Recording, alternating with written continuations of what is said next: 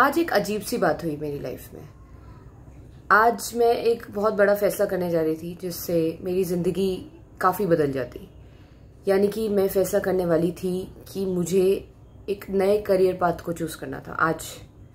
आज मुझे उसका डॉक्यूमेंटेशन वर्क करके आना था। इसी समय जब मैं वीडियो बना रही हूँ, उसका डॉक्यूमेंटेशन वर्क मुझे आज करके आना था, ख़त्म करना था और उसमें एडमिशन लेना था। और उससे मुझे आगे एक नई अच्छी अपॉर्चुनिटी मिलती। नई अच्छी अपॉर्चुनिटी के साथ साथ और क्या मिलता, शायद दूसरे देश जाने का मौका भी मिलता, पैसे भी खूब मिलते हैं। लेकिन आज सुबह जब मैं प्रे कर रही थी, एक बहुत, शायद आप इसे झूठ मानेंगे, लेकिन जब आप प्रे करते हैं तो आप बात करना शुरू कर देते हैं भगवान से। भगवान आपसे बात करना स्टार्ट करते हैं क्योंकि आप नहीं रहते उस प्रेयर में, सिर्फ वो होते हैं, आप बस उन्हें सुन सकते हैं। तो आज जब मैं उस प्रेयर को सुन रही थी तो मुझे इसमें एक ही बात बोली गई कि ये पाथ तेरे लिए नहीं है। मैं एडमिशन का आधा प्रोसीजर कर चुकी थी। शायद आप ये पता नहीं माने ना माने, लेकिन ऐसा मेरे साथ हुआ। आज मुझे एक आवाज़ आई कि तू जहाँ जा रही है ये रास्ता तेरे लिए नहीं है। फिर मैंने पूछा तो और कौन सा रास्ता है? आपने मेरे सारे रास्ते बंद कर दिए। कई रास्ते मैंने चुने थे और वो रास्ते आपने कह दिए कि ये रास्ता तेरे लिए नहीं है, वो रास्ता तेरे लिए नहीं है। तो कौन सा रास्ता है आखिर मेरे लिए? मैं बहुत फ्रस्ट्रेटेड थी आज। तो उन्होंने कहा कि तेरा रास्ता तुझे पता चल जाएगा, लेकिन ये रास्ता तेरे लिए नहीं है, इसे छोड़ दे।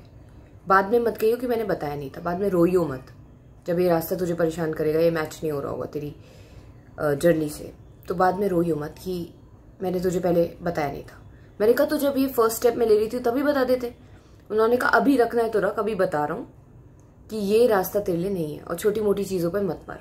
जो जा चुका वो जा चुका, जो तूने इन्वेस्ट कर दिया जाने दे उसे, क्योंकि आगे तू और ज़्यादा इन्वेस्ट करेगी और ज़्यादा रोएगी। ये तेरे से अलाइन नहीं है। और जब उन्होंने ये बात कही ना, तो फिर कहीं ना कहीं मेरा दिल भी खुश था, क्योंकि मेरा दिल भी कहीं ना कहीं मुझसे यही कह रहा था कि तुझे वहाँ पे मज़ा नहीं आ रहा। पर पता है मैं वहाँ क्यों जा रही थी? मैंने वो करियर पाथ क्यों चूज़ किया था? क्योंकि लाइफ की परेशानियों ने मुझे बहुत परेशान कर दिया था। लाइफ की परेशानियों में मुझे और कोई रास्ता ही नहीं दिख रहा था। मजबूरियों में मैंने फिर चूज करा कि यार, शायद लॉजिकली मैंने वो फैसला करा कि यार ये सही रहेगा मेरे लिए चूज करना। लेकिन आज जब मैं प्रे कर रही थी तो उन्होंने मुझसे सीधा कह दिया कि रास्ता तेरे लिए नहीं है, तेरा रास्ता नहीं है, इसे चेंज कर ले अभी। मैंने कहा अब तो बहुत मुश्किल हो जानी है, लोगों को क्या जवाब दूंगी? लोग पागल कहेंगे कि ये चीज़ें डिसाइड करती है और उसके बाद इस पे जाती नहीं, चलती नहीं इस रास्ते पे। पागल करार दे देंगे कि सोचती तो बहुत कुछ है, करती कुछ भी नहीं। अब मैं उन्हें कैसे समझाऊं कि आप मना कर देते हो मुझे करने से? कैसे समझाऊं कि आप रास्ते बंद कर रहे हो मेरे?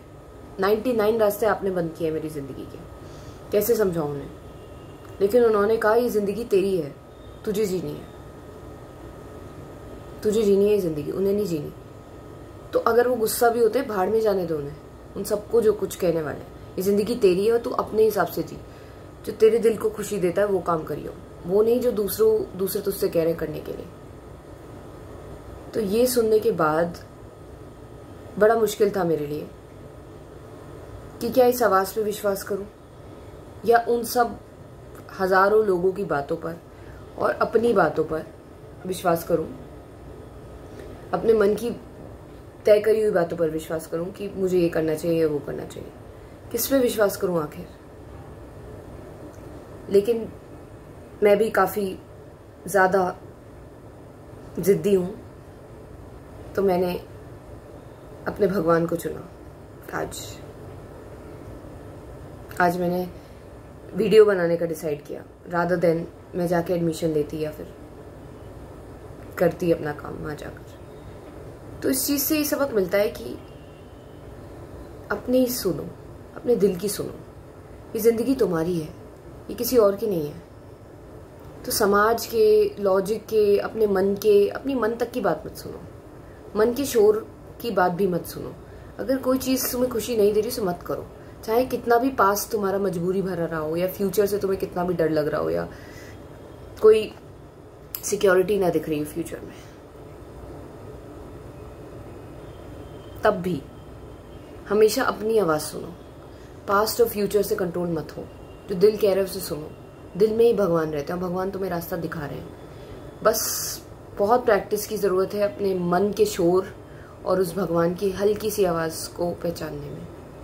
आज मैंने उनके बताए रास्ते पर चलने का फैसला किया। मुझे नहीं पता फ्यूचर में मैं पछताने वाली हूँ या क्या होगा फ्यूचर में, लेकिन अभी फिलहाल मैं अपनी उस आवाज़ पे, भगवान की उस आवाज़ पे मैं रिस्क लेने जा रही हूँ और छोड़ रही हूँ उस रास्ते को जो मुझे शायद किसी सक्सेस तक ले जाता। लेकिन इतना पता है कि उसने कह दिया तो कह दिया। उनकी बात मेरी तो सर आंखों पर है, मेरे दिल की बात मेरे सर आंखों पर है। ऐसा भी कई बार होता है कि हम लाइफ में शादी कर रहे हैं किसी से और एंड में आके हमारा दिल खुश नहीं है और हम सोचते हैं सब इन्वेस्टमेंट हो चुकी है, पैसा भी लग चुका है, एनर्जी भी लग चुकी है, कितनी ज़्यादा फीलिंग्स भी इन्वॉल्व हो चुकी हैं। हम डरते हैं उसे छोड़ने से। आसान नहीं होता उसे छोड़ना, बहुत इन्वेस्टमेंट हो चुकी है। लेकिन तब भी अपने दिल को फर्स्ट प्रायोरिटी पे रखना, क्योंकि अगर आप शुरुआत में ही किसी चीज़ के साथ खुश नहीं हो ना तो अंत तक आप सिर्फ तड़पने वाले हो और दुखी होगे तुम वहाँ। तो उस रास्ते पे आगे जाने से बेहतर है कि वहीं रुक जाओ, पहले स्टेप पे रुक जाओ और छोड़ दो उसे, वो नहीं है तुम्हारे लिए। पहले उसकी आवाज़ सुन लो। मत डरो अपने पास से, मत डरो अपने फ्यूचर से, अपने दिल की आवाज़ सुनो, उसे पीछे मत रखो। दिल की आवाज़ ही भगवान की आवाज़ है। आज मैंने ये सीखा कि चाहे लाइफ में तुम्हें कितनी भी मजबूरियों में क्यों ना बांध दिया हो, या फ्यूचर ने तुम्हें कितना भी क्यों ना डरा दिया हो, या दूसरों से कंपेयर करके तुम अपने आप को कितना ही नीचा क्यों नहीं समझ लेते हो, अपने दिल की आवाज़ सुनो। सिर्फ इन सबको ऑब्जर्व करो, लेकिन सुनो सिर्फ अपने दिल की, सुनो सिर्फ उस भगवान की जो सब जानते हैं। आगे क्या है, पीछे क्या है, सब पता है उन्हें। तो कभी भी ऐसे मन की बातों में आके फैसले मत लीजिए। भगवान हमसे तब खुश रहता है जब हम उसकी सुनते हैं, जब हम उसकी पूजा करते हैं तब नहीं, जब हम उसके बताए रास्ते पर चलते हैं तब वो हमसे खुश रहता है। आज मैंने फैसला कर लिया है और शायद मैं आगे जाके सोचूं कि काश उस समय ना किया होता, लेकिन मुझे नहीं लगता ऐसा होगा, क्योंकि मुझे उसकी आवाज़ पे पूरा पूरा पूरा भरोसा है। Thank you for watching.